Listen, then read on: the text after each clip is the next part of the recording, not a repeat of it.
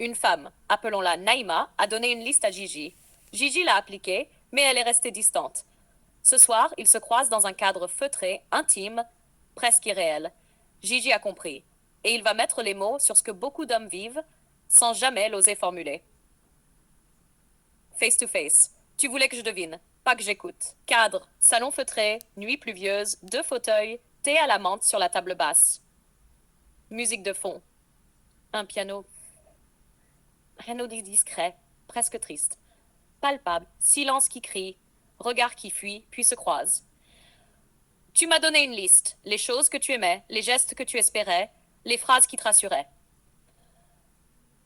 Et j'ai tout appliqué, à la lettre, avec sincérité, pas pour te séduire, mais pour te comprendre. Naïsiblement touché? Et tu crois que c'est ça, aimer? Suivre une consigne? Recopier un mode d'emploi? Souris avec une lucidité presque douloureuse. Non, je crois que tu ne voulais pas que je t'écoute. Tu voulais que je devine. Silence brutal. Elle ne répond pas. Tu voulais que je sois celui qui aurait fait tout ça sans que tu aies besoin de le dire. Ce n'est pas vrai. Je voulais juste qu'on me prenne au sérieux. Non. Tu voulais qu'on te reconnaisse. Qu'on te reconnaisse. Pas qu'on te reproduise. Et moi, j'ai fait comme tous ceux qui arrivent après lui. J'ai pris ta peine pour un plan. J'ai cru qu'aimer, c'était réparer ce que l'autre avait cassé. Mais ce que tu voulais, c'était revivre, pas répéter. Tu crois que j'ai pensé à lui quand je t'ai écrit cette liste? Non. Je crois que tu as pensé à toi quand tu étais avec lui. Et c'est ça qui m'a éliminé. Je n'ai pas deviné ce souvenir. Je l'ai copié. Et tu ne voulais pas un copieur. Tu voulais un fantôme qui ressuscite. Pourquoi tu me dis tout ça maintenant? Se lève doucement parce que je ne veux pas devenir l'homme qui croit qu'aimer, c'est appliquer. Je veux être l'homme qui ressent, qui incarne, qui devine ou qui part. G commence à partir, elle reste figée. Il se retourne une dernière fois. Ne donne pas ta liste. Attends qu'un homme la récite, sans que tu l'aies jamais écrite. Cut. Fin de scène. Musique. Écran noir. Une voix en off. Je suis la voix des sans-voix. Et parfois, le silence d'une femme hurle le nom d'un autre homme. Moi, j'ai entendu ce cri. Je n'y répondrai plus. Souhaites-tu qu'on continue? Naïma, femme brillante, sensible mais blessée, croit aider les hommes en leur donnant la liste. J, homme lucide, pensait que suivre cette liste prouvait sa sincérité. Mais ce qu'il découvre, c'est que cette liste n'est pas une clef, c'est une tombe. Celle d'un amour passé. Et dans chaque face-to-face, Gigi démine une illusion. À chaque scène, une leçon. La liste est une tombe, pas une carte. Cadre, toujours dans ce même salon. Ambiance plus tendue. Le silence est désormais chargé de sous-entendus. Gigi est revenu, mais ce n'est plus le même. Il ne cherche plus, il est clair. Naimer, tu crois tout savoir. Tu crois m'avoir comprise en deux phrases, mais t'étais pas là. Quand il m'a ignoré, quand j'ai pleuré seule, quand j'ai dû tout reconstruire. C'est justement pour ça que je ne pourrai jamais te convenir, parce que moi je suis arrivée. Et toi, tu veux que je t'aime? Avec les gestes qu'il a oubliés? Mais tu veux que ce soit aussi naturel que s'il n'y avait jamais eu de blessure. Alors je fais quoi? Je ne dis plus rien? J'attends que quelqu'un devine tout? Je reste une énigme, une épreuve? Non.